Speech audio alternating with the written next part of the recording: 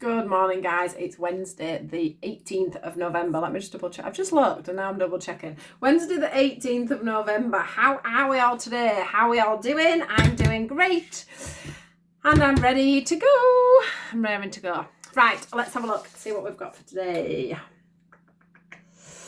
Wednesday. I'll get straight into it today. I'm not going to waffle on. Aren't you all? Hope you're all doing good. Wednesday. What do we need to know for Wednesday, please? What is the message for Wednesday? Wednesday. What do I need to know for Wednesday,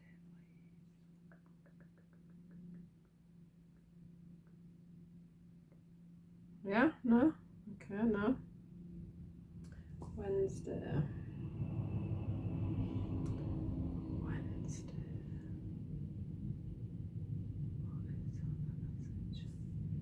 Right, let's have a look. We're going for the romance. Wednesday. What do I need to know today, please? What is the message for today? Wednesday. A bit of a daydream. Oh, I didn't turn my phone on silent. A bit of a daydream this morning. Let's pop that on silent. Wednesday. What do we need to know today? What is the message for my lovely YouTube and Facebookers? Wednesday. Nearly. Wednesday. What is the message, please, for today? Oh. Why is it that I always miss my nice big desk? Wednesday. What is the message? Anything else?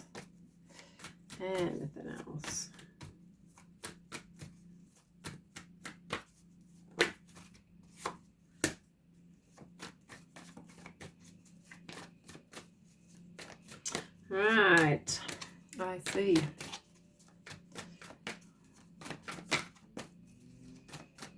There's one more. Somebody's got a chainsaw or something going on outside, so I'm sorry if you can hear that. Right. Yeah. So, we have pay attention to the red flags. We have trust. We have romantic feelings. We have flirt. And we have wedding. And we also have under the deck here, stay optimistic about your love life. And we also have you deserve love. So, God, that's noisy. I hope you can't hear it as bad as I can. Just give me 1 second. Just feel like I need to pull a couple of these. Ooh, nearly. Not sure what's going on out there.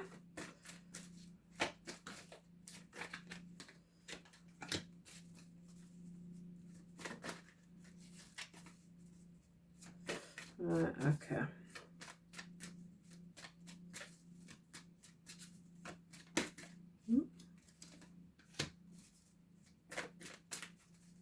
Oh, that's nice. Ooh. Right, okay. So, right, here we go. Very interesting. So, pay attention to red flags. This for me is about, because we've got, with all the other cards that come in, this pay attention to red flags here. Yeah, is about you, your past, what's gone on, in your life before you've met this certain person, right? Every relationship we have, and this is for me included, this message is totally for me included, every relationship we have causes wounds, causes scars, causes trust issues, causes us to panic every time somebody says something wrong. We're listening for words that could mean that somebody's cheating on us, that somebody's, lying to us, that somebody's using us, somebody's abusing us. I actually put a post about this, I think it was yesterday. So this, for me, is not a bad thing. This is about you opening up your eyes, to what is going on around you. And that's from a proper perspective. It's about you realizing that not everybody, I put this, basically not everybody is out there to get you. So they're showing me a heart that's being sewn back up. So it's about, these wounds that you've got can be sewn back up if you trust in the situation, if you trust that, that not everybody is the person that you think they might be. Not everyone is like your ex-wife. Not everyone's like your ex-husband. Not everybody's like, if you've got a problem going on with children in a relationship, your next partner probably won't be the same. It's just that, anything that comes up that, will trigger you into thinking, oh my God, he or she's doing it that, and that's what my ex did, or, it's just the way it is, or it's hard to explain because there's so many different scenarios. But basically, we've got to stop, me included, worrying that every other person in a relationship is going to be like the ones that you had before. You have to trust that not everybody you meet is going to hurt you, use you, abuse you, not be nice to you, not have high expectations for you, we've got to try and put an underlining on what has happened in the past and move forward. And I know that's hard because I struggle every time. There's a reason I've been on my own for 4 years. Do you know what I mean? I'm not in this position for no reason. I'm not doing all the healing that I'm doing for no reason. I've been pretty wounded, and my last relationship was one of the hardest lessons to learn. I never got married to get a divorce ever in a million years, and just even the fact that I married somebody and I got a divorce was something I needed to get over. And that is one thing I have got over now. I've got to say that's not one of my wounds anymore. But it was a big thing for me. I didn't get married to get a divorce, and that's just the way it is. And I'm sure that a lot of people, take it as seriously as I do. I didn't get to 35 and get married. I could have got married years before that. It's not the first time I'd been asked. I took it very, very seriously. And of course it didn't work out. It crumbled. It didn't work. I didn't pick the right partner, or he didn't pick me, or whatever went wrong. I don't need to go into that. But what I'm trying to say is that we haven't to put everybody else in that category, and we have to trust, and we have to be open-hearted. So when we do meet somebody, we can't put up them blocks. We can't put in them boundaries. My biggest thing is the fight and flight. Find an excuse to say, as soon as these romantic feelings come in, which is the next card on, as soon as that happens and, you start getting these little stirrings of, actually, you're not bad, you, I quite like you. Maybe you would be all right. Maybe, you might be allowed to get some emotions here. As soon as that comes up, I'm like, oh my God, fight, flight, run. Yeah, I'm happy when it's all about flirting. I'm happy when it's all about us having a little bit of fun and there's no feelings involved, or, no seriousness within it. But once that does start to appear, then I'm out the door. And I'm sure that's the same for everybody else, because this is what this one is about. It's about, sometimes it's our own triggers, our own ego that's like, they're going to hurt you, they're going to hurt you, they're going to hurt you, you've been hurt in the past. What happens if this happens? What happens? Why don't you just protect your heart? Why don't you just protect your heart? So what we do is we forget to flirt and have the fun. We forget, these romantic feelings set in. We forget to talk. We forget to be honest. We forget that it's a gift that this person's come in. We forget to flirt. We forget to date and things like that. And then all of a sudden, out of the window.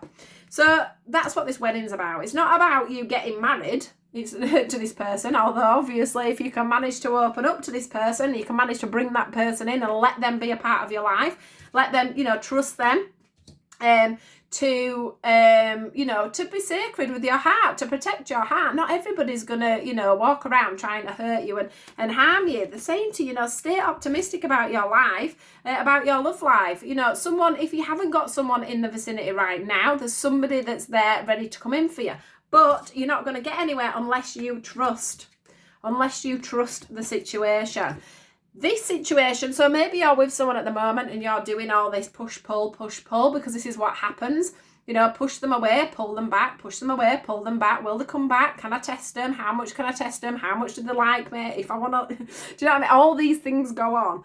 So they are saying that if you are with someone at the moment, give it that chance, you know, because it could go, and it doesn't have to be to a wedding, but it can go to a higher commitment. So if you're just dating, it may go into more of a let's make it official on Facebook kind of a relationship, or it could move on to an engagement. It just depends where you're at. I can't see many of you going into engagements and weddings because this does feel like newer relationships or someone that's about to come in. But it is a relationship that could lead to weddings eventually. As long as you both, on this one here, the thing that's standing out for me is the blue on her dress, which is about the communication. If you've got the communication, if you can talk things through, if you can have that period of dating, but to trust the situation and trust the person that you're with. So these cards came out afterwards, and it says here, it's important right now to take a step back and spend some time alone. Instead of placing your focus on another, now is the time to give to yourself. So for me, this is about you taking that step back and working out what it is that you're doing. What is your pattern? Why is this happening over and over again? You know, why are you going and flying? Why are you running away? Why are you seeing all these red flags in people that probably aren't even there? You know, if somebody says something as a whim, it doesn't mean to say that they're like your ex. Yeah, if somebody doesn't want to settle down straight away, it doesn't mean to say they're going to leave you.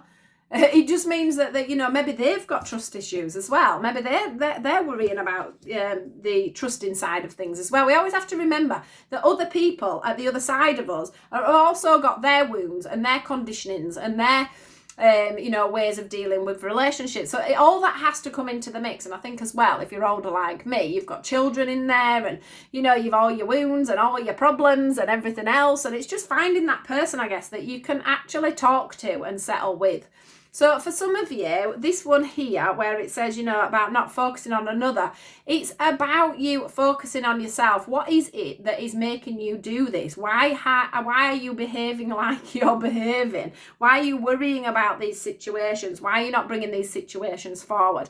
And I know it doesn't literally mean that you have to be on yourself, on your own, but what I want to say is that, you know, maybe some people aren't as texty as you or chatty as you, or don't want to give you as much space as other partners did, and then that makes you worry as well. That makes you think, oh, well, do they like me, don't they like me? Because this mentions about being safe on your own, you know, having that space for yourself. And I think the reason why I don't think it means be on your own literally is because the next message that we've got here is transformation.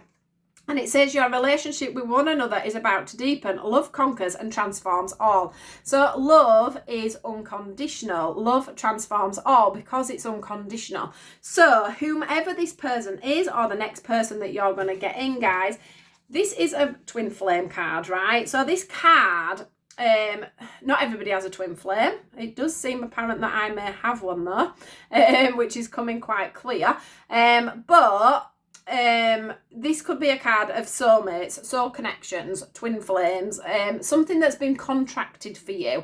So it is saying that there's going to be a transformation within that. Now, whether it's a soul contract, whether it's a twin flame scenario, what I do want to say to you is these people make us learn and make us grow. They come into our life for a reason. Sometimes that's for a lesson, sometimes it's for a blessing. I do feel like this is for a blessing. but I do think the lesson is about you transforming the way you start a relationship, yeah? It's about how you go into a relationship. It's about trusting in relationships. It's about letting things grow slowly. It's about you learning to flirt and have fun. It's about you trusting in the fact that this will move on to a higher commitment instead of you running or panicking because obviously of things that have gone on in the past. It's about you learning to not trigger so much when it comes to red flags or things that your ego are telling you are red flags, because they're not actually red flags half the time. It's just your brain saying, oh my God, what if? It's not actually your heart that's telling that, because your heart probably wants to be with the person. So yeah, it does say that love, you know, that this relationship will deepen. And if you are a twin flame or a soul connection, it will get sorted out. It will come back together, or it will, you know, this person will come in and teach you lots and lots and lots of lovely stuff. Now, twin flames don't always spend their eternity together. Some become friends and things like that. But a twin flame relationship is a very special bond. It is two souls that are cut into the middle and separated. What I do want to say is there's a lot of there has been a lot of cards about twin flames for me, and for the collective. There's been a lot about unions coming together, and I've also spoken to a couple of people, that's 3 people now, plus I know somebody else that's in this dynamic, that are all in contact somewhere with their twin flames. I'm also seeing 1111 and 1010, and that is also very much about twin flames as well. So this is a real thing. This is a union of people coming together, whether it be, obviously some people see it as soulmates as well, but it is apparent that it's time for them to come together at this time, or start to go on their journey, because it is a very long journey. People ask me about it and I'm like, oh my God, read up on it. Or my friend Danielle, she knows a lot about it. So if there's anything you want to know about it, do get in contact, because I can find you somebody to talk to about it. But yeah, this is all about you learning about yourself, and that's what a soul contract will come in and help you do. Basically, it'll identify what's going on, and then you'll have to deal with it and bring it back round. So yeah, you do deserve love, and stay optimistic. It does say that you need to love yourself first as well. So yeah, make that effort and move it all forward. Yeah? Good work on yourself is what is going to bring this forward. Yeah, actually admitting in yourself what's going on is going to bring this forward. Taking that step forward. Yeah? Right, so have a great day, guys, and I'll catch you all later. Goodbye.